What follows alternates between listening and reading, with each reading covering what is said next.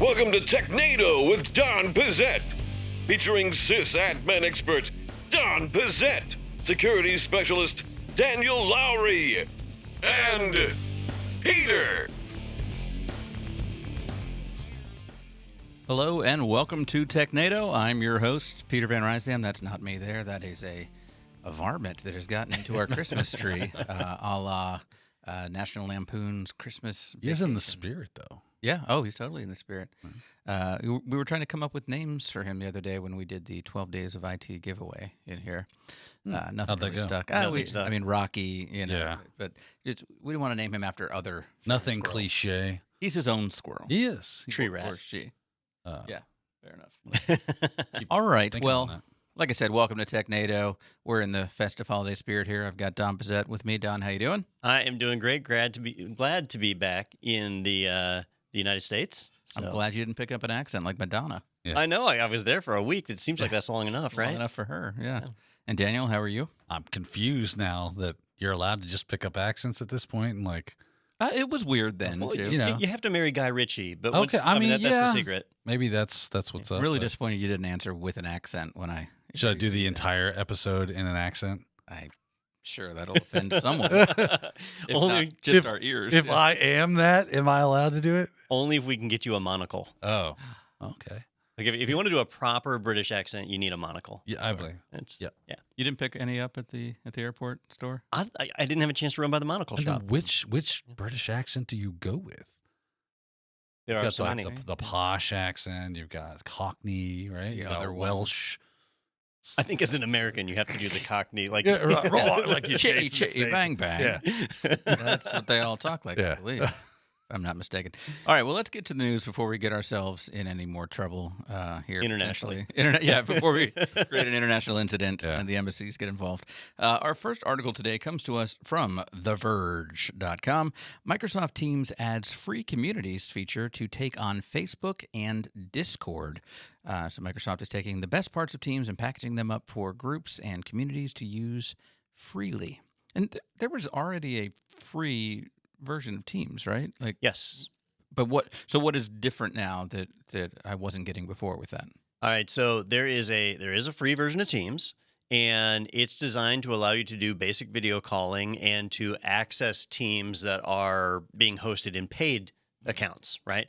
So not really designed to be super standalone. I mean, you could do some, like, set up friends and do some basic chats and all, but it's not terribly fleshed out feature-wise. And a lot of that is because it was really Microsoft's response to the pandemic. So they rushed development on it, trying to get as many features in there as they could so that it could be a competitor with Zoom. They wanted people to be able to have meetings and invite people outside of their organization without the people outside the organization having a paid account. So that's where the free functionality came from. But how much of that was just putting a new face on Skype? Because they own Skype, Yeah. which was what surprised me so much when the pandemic happened. They're like, check out this new thing, as opposed to, you've already got Skype. You bought that. You know, some Skype technology did get leveraged, but a lot of this is really built off of SharePoint. And Teams is really just putting a fancy face on SharePoint. Interesting. And the video conferencing was laid on top of it. A lot of that is new development. And they did leverage some of the intellectual property from Is Skype. that why it's so slow and sketchy? Well, the main reason the performance sucks on it is that it's an Electron app. Oh, And so most people don't realize that when you're in the I desktop think app. you've said that before. Yeah. Yeah. Yeah. And it's so, in Azure, which is really... I assume, yeah. So I've been curious now that the pandemic has kind of ended, everybody's gone back to normal. So is Microsoft going to continue cultivating this? And it turns out they are. And they are working on a major refresh of the Teams app. So a brand new 2.0 version of the Teams app that's designed to fix a lot of the issues that we have right now, especially performance. But they are continuing to develop their free offering. So, you know, there's services out there like Discord that a lot of people use. Now, do you guys use Discord? I don't personally. I've been on a couple of Discord Right. channels Oh, for I'm like the same. specific things, but not, daily basis kind of thing. All right. Well, I'm not a big gamer, but Yeah. That's probably why we don't get into Discord. Well, I use it to talk to my brothers and Yeah. my nieces and nephews. Like they're all on Discord, so like that's how because They're not answering their phone. I'll get on Discord. They'll be there. Hey, if I want to get a response from my little brother and Yeah. I text him, I'd get a faster response in Discord. Yeah. Absolutely. Yeah, that's a fact. So, so Microsoft is trying to basically get in on that space. And honestly, Discord, because they were focused on gamers, not really professional service, a lot of people doubt whether they can leverage that in a business manner. Well, Teams will be able to step in and provide that, and they're doing a free community feature as direct competition to Discord. So it'll be interesting to see how that plays out. I predict, if we're not doing predictions yet, Go for it. I'll just go ahead and throw one out there because I think this is something I kind of mentioned to Don before we started this episode. This will be the C2 traffic of choice for 2023 or whenever the hell it drops. As soon as it's available, you have a free communications channel that is probably not going to get blocked by a whole lot of ingress egress, right? Because it's coming and going from Microsoft. So thank you for the free new way to start sending or exfilling my data from compromised systems. I've never looked at Teams to see, like, does it have a fully featured API that you can interact with? I don't know if Teams does, but even if it doesn't use an API, there might be other ways to do it just through like just plain good old fashioned REST. Like While you're looking using that up, curl or whatever. I want to ask Daniel for using my role here as the idiot. What is you said a C2? Yeah, command and control. So if I were to compromise a server in your network, yeah, I now need to have some asynchronous capability that allows me to have the exfiltrate data, to give it commands, and control the agent that's on your system to make it do X, Y, or Z. And sometimes that will mean, hey, create a synchronous tunnel that I can, interact in real time. But usually it's through some sort of like send a command and wait kind of system, right? Gotcha. And that's usually done through some channel that's not being monitored or can't be monitored and or blocked. So web traffic is great for that. DNS traffic is great for that because I need DNS traffic if I'm running a network. I need web traffic if I'm running a network because my users are going to be making web requests. And if they get nothing, then they're not going to do a whole lot of business. So that is the traffic of choice. And HTTPS is even better because it's encrypted, right? And you can use secure DNS and all sorts of great stuff. So the messages are encrypted. So because I see this being the new forum for terrorists. Yes. Yeah. Yeah. They'll be like, oh, we can ditch all these old things that are getting blocked because they come up with ways to kind of IP addresses that are known and ways in which they see that they communicate to try to create something unique that they can identify as C2 so they can block it. But now this is all new, so they'll have a new vector to go through. I could see like some of the malware groups making use of this. Yeah. I don't think terrorists would really, because this service is ultimately controlled by Microsoft that is very friendly with government. Yeah. And I believe when he said terrorist, he meant APT. yeah. All right. That's fair. So Teams doesn't have its own dedicated API, but it uses the Microsoft Graph API. Oh. Which used to just be for reporting on like behaviors and things, but now the Graph API exposes a lot more functionality. So I bet you could leverage that in a way to communicate. I actually thought of a way to use the VirusTotal API to do that, but it says in their terms of service, don't do that. Yeah, and I'm like, I'm not going to be a total killing jerk. all the fun. Yeah, and do that, but APIs are fun, by the way. Wherever my camera is. There's no tally lights. Well, suffice it to say, Teams is going to continue evolving. In 2023, we'll see that new version drop. And the Microsoft's all in. Well, speaking of Microsoft, our next article stays on that same subject. This is from xda-developers.com. The Snipping Tool in Windows 11 is becoming a screen recorder. Microsoft has announced that the Snipping Tool will double as a screen recorder, something the OS has been lacking. Because I think up to this point, you've needed Camtasia or one of those. I thought Windows had a recording feature. Does it? So yes. It does. But Peter, I don't blame you for not knowing that. Well, because you're on a Mac, right? Yeah. But even as a Windows user, you might not know that it's there because it's part of the Xbox game bar. What? And so because that's who would use it. There's also that steps recorder thing, right? The problem steps recorder doesn't record video though; it records screenshots. Just your screen. Yep. Yeah. Yeah, because in the Mac, I know you do the Shift Command 4 to get the snipping tool. Yeah. But then you've got to go through QuickTime to do the screen recording, so it's separate. I like this that it's just one thing tool. to And that's recall. probably what they were thinking. It makes sense, and the snipping tool itself has gotten really good I love that in thing. Windows 10 and Windows 11. And internally, in our day job, I get a lot of requests for people wanting Camtasia or Snagit licenses. And 9 times out of 10, they don't need it. They can use the Okay, tools. say that are why? built Do you into know? Windows. Yeah, do you know that you have that already? Yeah. But now, if they want to drop arrows on there and highlight things and do all the fancy stuff, then yeah, all right, that's where Camtasia comes in. You need that or Snagit. But for most people, being able to quickly record your desktop for a tutorial for somebody or something that happened in a video game, I guess that makes sense. But having it in a normal tool that's available to everybody, I think is really cool. Yeah. Those normally grab the audio as well. That's going with that screen recording. So in tools like Snagit, it's up to you. You choose whether you want to record system audio and your microphone audio. Okay. This tool hasn't released to the public yet, so I don't know how Microsoft is doing it. Yeah. But I mean, it makes sense to record at a minimum the system audio. I don't know Right. about recording your microphone. Yeah. Yeah, it's funny that it's easier to record the screen on my iPhone than it is in a Mac because I've got to go open this program, do this thing, as opposed to just swipe down and push. And a button. honestly, if you need to record audio and screen and everything, Zoom will do that. Honestly. And most people have Zoom at this point, so Yeah. What about Teams? Does Teams have that? I don't know. Because I hear it's I'm using it for sending C2 traffic. Well, I mean, all right. So Not Teams, recording. you could go into a Teams meeting, record the meeting, and then share your desktop. Could you be in a Teams meeting with just yourself? Yes, you can. You can, yeah. There you go. It's lonely. It really It's makes you. lonely. It makes Don you does it reevaluate your daily. life. Yeah. Okay, so I'll tell you, and this is probably another one of those features that exists, and I just don't know where it exists. But the one thing I miss in Slack was having was having a channel with yourself where I could put notes or copy does that. things. Where do you do that in Teams? So it annoys the hell out of me because I keep removing it and it keeps coming back. When you go to chat Yeah. and you look at all your history of chats, at the very top should be you. Yep.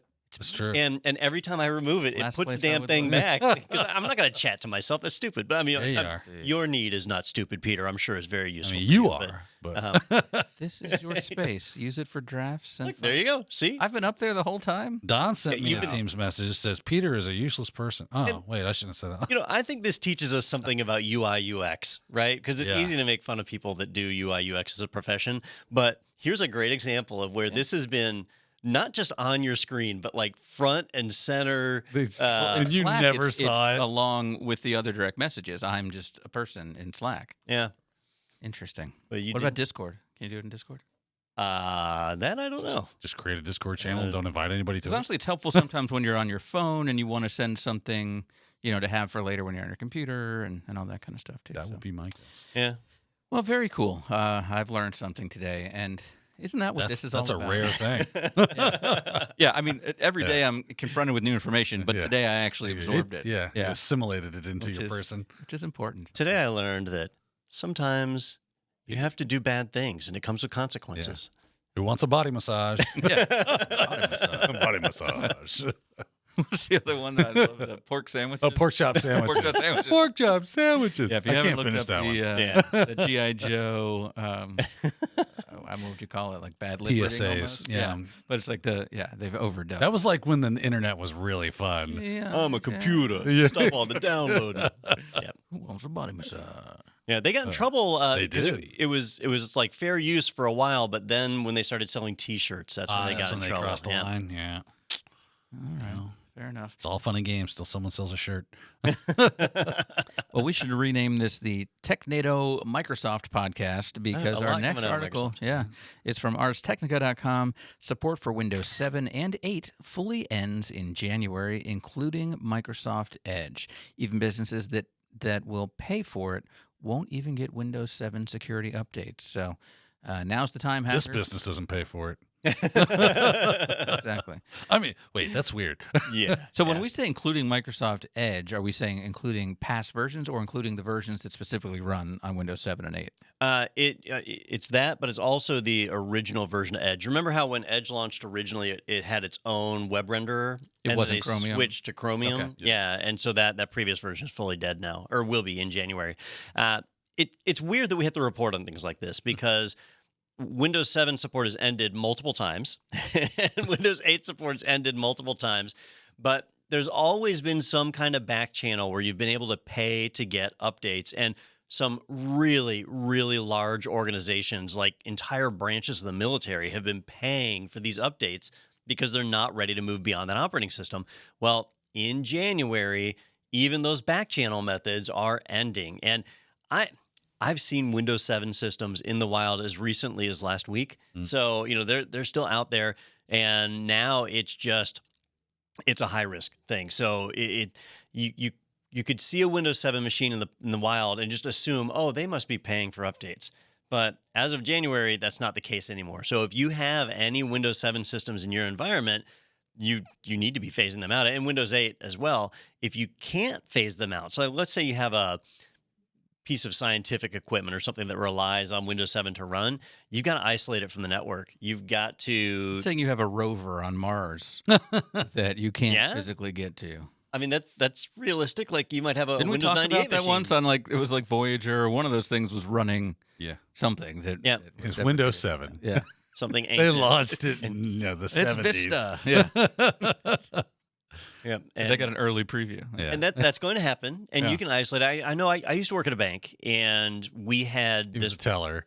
We had not as a teller, but we had this one system that connected to the Fed, so it did wire transfers for us. Yeah. And so every night at whatever time it was, 2 a.m. or something, it would What time is that? You had would to make connect sure on your a- embezzling didn't get caught. it would connect on a special line to transmit all the wire transfers and download wire transfers from the Fed. And so it was a very sensitive system. Yeah. And I don't remember which operating system it was tied to, but it was an unsupported operating system. Ah. And so we basically had to have that computer run directly to a dedicated firewall that was just for that system to be able to control and isolate. There was from the one network. rule: only allow traffic from this IP. Yeah, I mean, The end. basically, yeah. Yeah. Yep. And that's what we had to do. Is the only way we could ensure that system stayed safe. Yep. And then you rounded up just the fraction of the pennies. That's right. Yeah. You'll notice.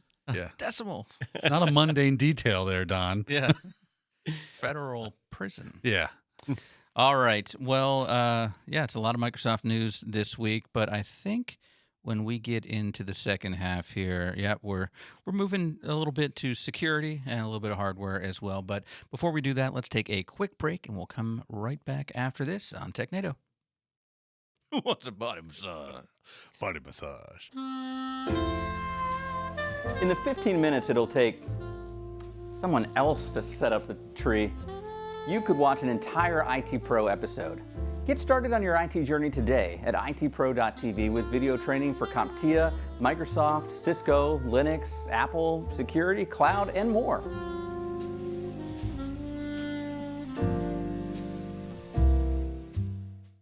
Are you satisfied with your current level of skill?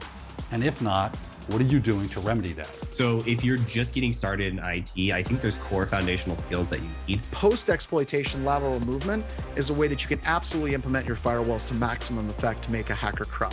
And remember, every time a hacker cries, collect their tears. It makes the best wine. If you fail your way forward, IT Pro TV, hands down, has been one of the best training providers that I've ever had the pleasure of using personally and just working with in general. I'm going to solve all your fears. It's tough to sit and watch a course when it's just dry. So y'all make it fun. But we're gonna have a ton of fun. This is always a party, Daniel. That is insane and awesome all at the same time.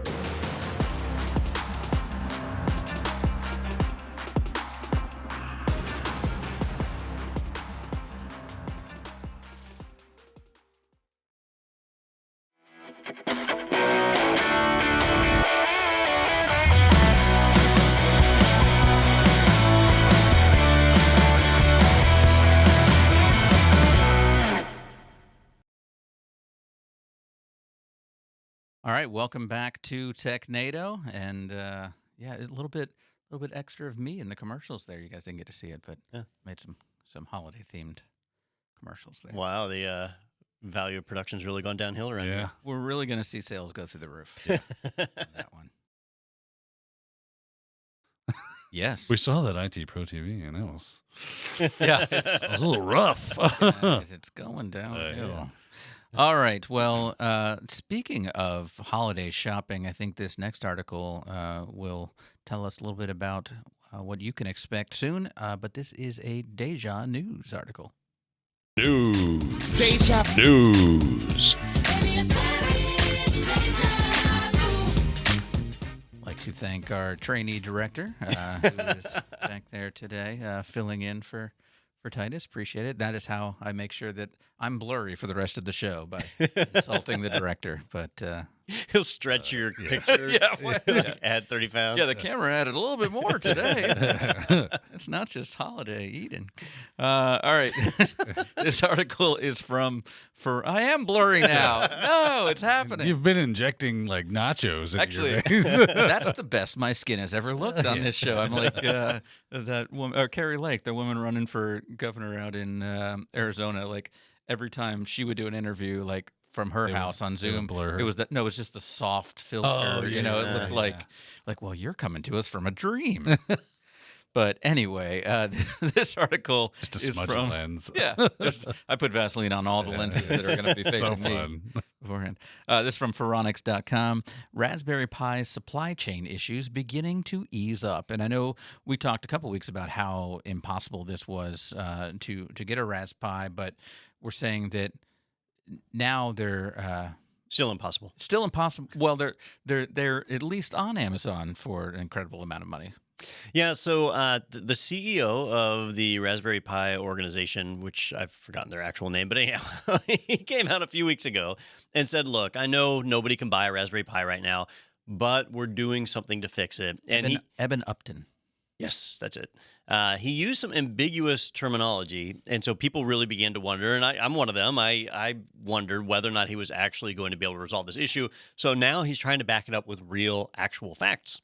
Madness, right? Basically, what he said is, according to their supply chain, they're about to receive 100,000 Raspberry Pis of different SKUs, and that means that they'll be able to put those on the market and start to alleviate some of the pressure. Yeah. And that supply chain is now picking back up and moving things along. They also cost 100,000. Yeah, they can be expensive. But he says that by the end of second quarter, so going into like July of next year, things should be back to normal, which means you'll be able to get a Raspberry Pi for $45 instead of the exorbitant fees. And when we reported on it last time, it was like $225. Yeah. Phoronix has it screenshot at $176, so it's come down a bit. And that says from the Raspberry Pi store. So this is not like third-party sellers trying to just... You know, I do not think that's true. No? Okay. I guess think the Raspberry store is not... It's a Raspberry link Pi that says store. visit the Raspberry Pi store. Yeah. I don't think that price is from them because they don't. The Raspberry Pi organization is not scalping on prices like this. Yeah. It's third-party sellers that do it. It's really frustrating because these are supposed to be in the hands of hobbyists and people who are trying to learn. Raspberry Pi will be increasing the prices on some of their models, but it's just like a $5 increase, so it's not something significant. I'm not familiar with these ones. The Raspberry Pi Zero. Mm-hmm. So I have and one. The W that says from $5 to $10. What is that? Because I don't know what the hell they're talking about because I'm on Amazon right now and they're $60, $100. Okay. Yeah. Yeah, So it's dropping. Yeah. He's saying that it won't get back to normal until about July. Yeah. And then after that, things should be back at their normal But it pricing. says, due to the ongoing manufacturing constraints, the Raspberry Pi Zero price is being increased from $5 to $10. And the Raspberry Pi Zero that's W the is price up from 50 them. to 10. So if somebody had it legit in stock and was selling it for retail, those are the prices. Yep. So this Amazon thing is not? That'll be a third-party seller who's Okay. scalping the price. Okay. Or scalping is not the right word. What is that? Price gouging? Price gouging? Yeah. Gotcha. Is that offensive now? I know there was a Seinfeld about that. I'm not sure. Good point. Probably he had is. the cigar store Indian. I Right. find you offensive. Definitely price gouging then. Yeah, we'll go with gouging. So we'll go with that. So the Raspberry Pi Zero is a slower one. It's got a slower processor on it, and it doesn't have a lot of physical ports. So like it doesn't have a physical network jack and so on. It's got the headers. You can solder it on there. So if you're doing like some kind of embedded device, it's very useful for that, or really purpose driven. So I use them for a couple of things. And there's also the what's Pico? the Pi 2040 or something like that, which is the Pico. The yeah. Pico? Yeah. They list the W on here too. That's That's the something else. wireless. It's got wireless. Yeah. Oh, okay. It's got Wi-Fi, which just made me think of that old Flash cartoon. Yeah. They got Death Star. They go, man. Do you remember that one? The Strong Bad? And, Yeah. Yeah. I don't know, Yeah. something. Anyhow. Homestar Runner. Homestar Runner. Yeah. We're taking people back today. Yeah, reaching back. Yeah. But yeah, so according to them, the supply chain will be cleared up by July. So if you need a Raspberry Pi, hang in there. Don't pay the exorbitant prices right now. Hopefully in about 6 months, you'll be back in business. All right, sounds good. I think I can hold out. All right, let's move on. This next one is from one of my favorite segments, which is Do. Do, re, mi, fa, sol, la, ti, do, so do.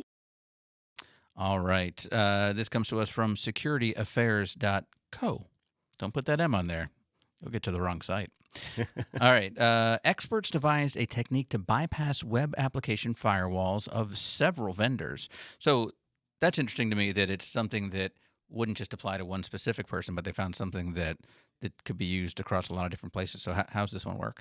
All right. Well, let's start with web application firewalls, right? So if you're not familiar with WAFs, you really should be. With web applications, you have to open up TCP port 443 for HTTPS communications. You pretty much have to let the whole world get at it, right? So a normal firewall isn't really going to give you much protection once you open the critical port like that. What a web application firewall does is it sits in between, like a proxy, and it looks at the URLs that are being requested. So what you're sending as a connection string from your browser, and it looks for patterns that match certain attacks and allows you to filter them out. So it's a web application filter, but it's a firewall. That's what WAF stands for. Well, one thing that's not highly not a Cardi B publicized, song, is it? Slightly different. Oh, yes. So okay. This is a wet application firewall, and, and so what's not highly publicized is that almost every WAF out there, in fact, every WAF I've ever touched, is really just running Snort under the hood. So Snort is an open source filter that anybody can download and install and run. What you're really paying for when you buy a WAF solution from a commercial vendor are the rules. They write custom rules, and they're highly specialized and tailored for various services. A great example of that is Securi. Securi is a company that specializes in protecting WordPress servers. So they have a WAF that they've created with a ton of rules, all built around WordPress attacks. But if you don't run WordPress, then all of a sudden that's not a very useful thing for you. But many vendors like Imperva and a few others, they make WAFs that are designed to be a little more general. And so what these attackers found was, I shouldn't call them attackers, right? These are researchers. And what they found was that they found a novel method where they could confuse the WAFs. And this worked on Palo Alto, F5, Imperva, Cloudflare, like big names. Wow. We're not talking about like Papa Joe's WAF or anything. This is you got something against Papa Joe's WAF? Huh? What are you trying to say? Yeah, after he Papa Joe don't make no good he WAF. jumped the shark. Cardi B should put out her own WAF, by the way. There could be, I mean, the marketing would be fantastic. Through the roof. Have to cover it in sequins and stuff. Mm-hmm. But what they did is they basically took that URL and they found that if they tried to do a SQL injection or something like that in the connection string, the WAF would catch it. But if they just stuck some JSON onto the end of it, it would confuse the WAF. The WAF wouldn't expect JSON to come in, and it wouldn't be able to interpret it, and it would just let it pass through. And so they immediately found a very easy way to completely bypass everything the WAF did, and it worked across all these vendors because they all share a common engine. So pretty shocking stuff. That's like almost like finding a Chromium flaw, and then you could use it across multiple browsers. Yeah. Like that. Yeah. Okay. Yeah. Did they responsibly disclose this? Yes. That's good. Yes. So it's just patched at this point? They were researchers that were working for this specific company, which is called, wait for it, Clarity. Spelled weird. Clarity. Yeah. It's CLAROTY. So they are researchers for Clarity that were testing the Clarity product. And then they realized they had a SQL injection. And they were like, well, because Clarity is one of the companies. If you're internal to the network, if you're internal to the network, this works. But now we have to get past a WAF if I'm coming externally. So that's when they started trying to figure out how can we get. Now, what's interesting? So I read the Clarity researchers blog on how they discovered this and some of the snags and hangups that went through it. And it actually wasn't very easy because even though they were able to bypass the WAF, things were still not perfect, and it was weird. And they had to use ASCII text and as for front and back. They couldn't just get text back. It was really crazy on how they got around things. But ultimately, they were able to use JSON, right? What I found was interesting is most WAFs, I would assume, would do things like, if you look at the, and Don, you got it kind of up on the screen, folks that are listening at home, they're using a single quote to inject with. You can see that in the screenshot, right? Most things are like, that's the simplest filter you can put into places to go, I don't allow single quotes. They should have started right there and it would have been dead in the water. No single quotes. What's going on here? I thought that was interesting that it allowed single quotes. It is bizarre, but it worked. It did. And they got through. So it is something that's being patched across these devices. For me, I look at it as we hear so much about the OWASP top 10. Yeah. Right? Here's these 10 vulnerabilities you need to protect from.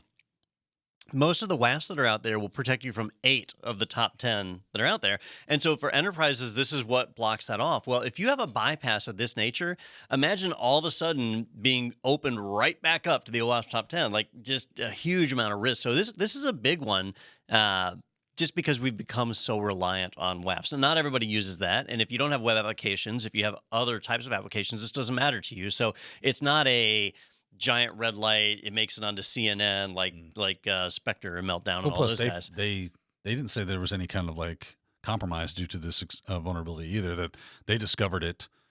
They quietly patched it. Yeah. And so is this common like in a pen test where you might be like, hey, I'm pen testing the IT Pro website and then I find a problem with some other vendor that, you were able to find this bigger issue? So in a pen test, it's possible, but usually pen tests are so short in nature, right? You maybe get a week, maybe 2, right? It's rare they go beyond that.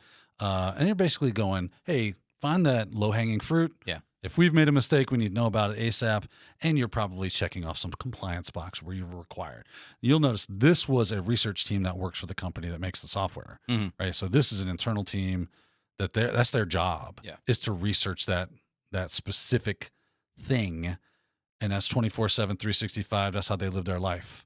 And when they find something, they go, oh, okay, now we got a problem. We got to fix it. Yeah. So time is always an attacker's best friend, is because they can continually just hammer away and learn and figure out how things are working. And if changes have made, how does that affect what we know about the system already? So they have all this time on their hands. It's nice when companies have the capability to have their own internal testing teams to look for stuff like this, especially if they don't want to make it open to the world, do something like a bug bounty program where you have external researchers doing this on their own time, kind of crowdsourcing the research that would go into this. So more times, the more eyes that are on the project, you're going to more likely find those vulnerabilities and be able to plug them up. So this is always a nice to have. Not always something that someone does have, though, because it's expensive. Yeah, and I think a lot of pen testers, they come into an engagement with a toolbox of attacks that they're already familiar with, Right. and that's what they're applying. And the more senior the pen tester, the more attacks they've learned over the years, and maybe they've even got a couple of 0 days they're toting around, but not normally, because normally when they find a 0 day, that's where they work with the vendors to get it patched and disclosed. Because they get a lot of publicity for that as Oh, well. absolutely. Oh, yeah. I mean, you're going to get CVEs on your name, and your company gets to be like in all these articles. Yeah, connected things, with that stuff. Yeah. By the way, I keep looking at the author's photo for this, thinking it's David Copperfield, but no, it is Pierre Luigi. It's on the right-hand side of the article. Oh, top at the top. Yeah, there you go. Gotcha. That wasn't an ad I was not looking at. Pierre Luigi Paganini. Something like that.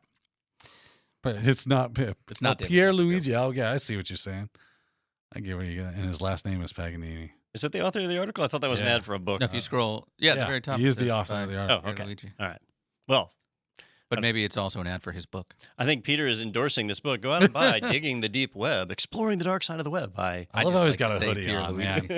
At what point do we ditch the cliches and just like it becomes a joke? And they stop being accurate. You're right. But he's comfortable. Hackers like to be comfortable. Yeah. That's all there is to it. It's cold where a lot of these hackers, because you're in a big, you got a bunch of servers around you. Yeah. So you got the air. That's how it works. Way down. Got to get that hoodie. It's important. All right, let's take a look at our last article today, which is going to tell us who got pwned. Looks like you're about to get pwned. Fatality. Yeah! going to say anything or I'll go blurry again. All right, this one comes to us from bleepingcomputer.com. You know what's happening back there? The World Cup's on. Distracting. Mm-hmm. Mm-hmm. I hear Russia is facing off against Macedonia. No, that's on the battlefield. It probably. Oh. I think that's not the World Cup. All right, this one says Fortinet says SSL-VPN pre-auth RCE bug is exploited in attacks.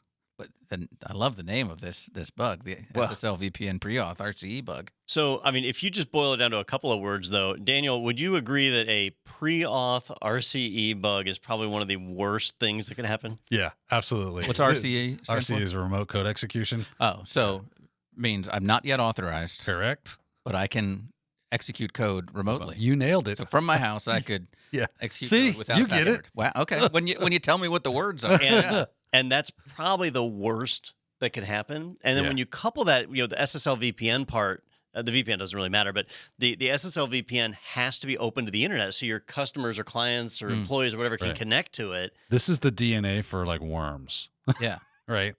Like, oh, I can now just create a programmatic entity that looks for and exploits said remote code because I don't have to be authenticated, and you'll run code I give you.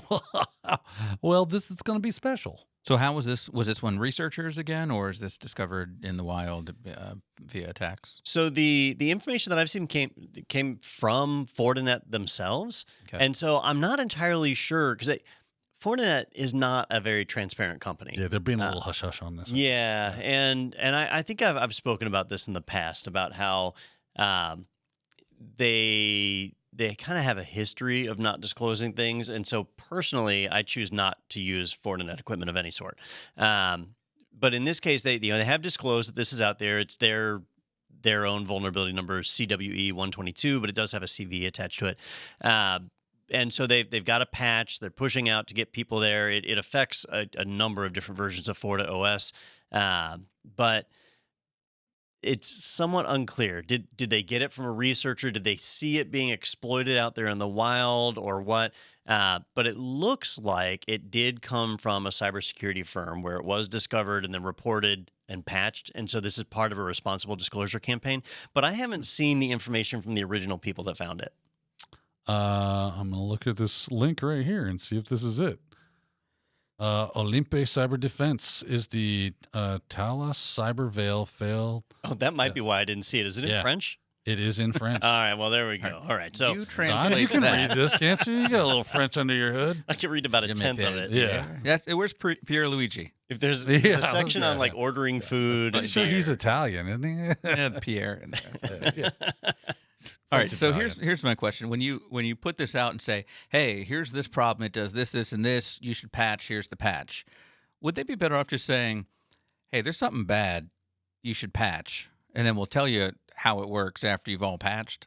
Well, so disclosure rules have changed over the years, and some of this they do have to disclose, but just the nature of their devices, because these are security devices, they've got to get that information out as quickly as possible. And if the information's already in the wild, they've got to try and get ahead of it as fast as they can. So, if you just tell your customers a patch is available, a lot of them aren't going to rush. But if you tell them, actually, it's a pre-auth RCE, then it's I don't even test it. I just need to roll it out immediately because it's just a recipe for disaster.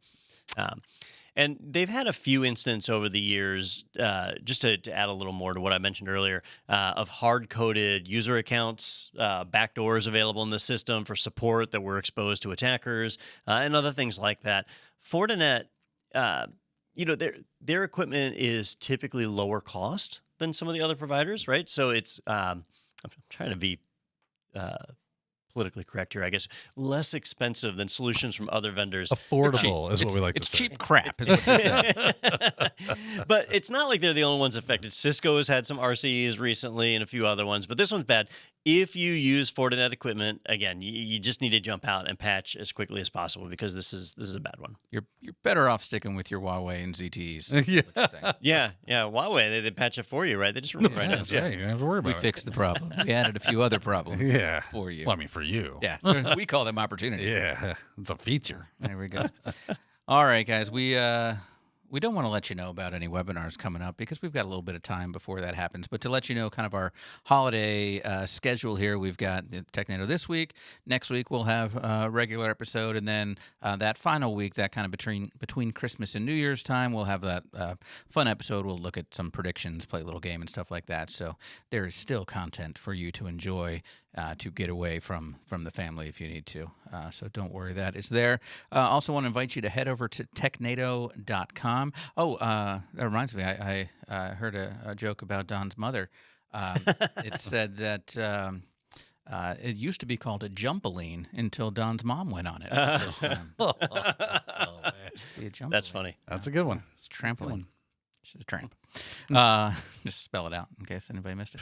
But you can. So she has no home and she kind of wanders around. That's right. Yeah, that job guy. to job. Yes, that's exactly right. But you can go in there and you can send in some viewer mail and you can let us know your Yo Mama jokes for Don's mother, and you can also click that big orange button that says "Sponsored by IT Pro." You can get 30% off your membership to IT Pro, as well as you can request a team trial and see all the great features available to teams. Like the Pro Portal and all that good stuff. That's all over there at Technado.com. Or as Don just told me, we still do have Technado, which we have renewed for Another 3 years. 3 more years. 3 more years. We're basically funding the entire Dominican Republic government with that investment. It's the only credit card charge I have that's in Dominican pesos. Oh, So- Cool. Yeah. like, what did I spend 40,000? Oh, no. Okay, Yeah, hold yeah, on. never mind. Actually, I spent 7,000 Dominican pesos. Wow, Which is $45. $45 for 3 years? Mhm. I thought it was more. I thought it was like $70 a year originally. Must Well, have that's gotten not cheaper. Yeah. Yeah. I think I had to pay extra for like some privacy feature or whatever, but Oh, sure. it We was- don't need that. it was definitely under $100 USD. Yeah, we don't want privacy. We want people to know about Technado. So let everyone know. All right. Well, thank you, gentlemen, and thank you to our director. I was just having fun at your expense. Thank you for keeping me in focus throughout most of the episode, and thank you for the shot of the squirrel to start the show today. And we'll see you all next week right here in Technado.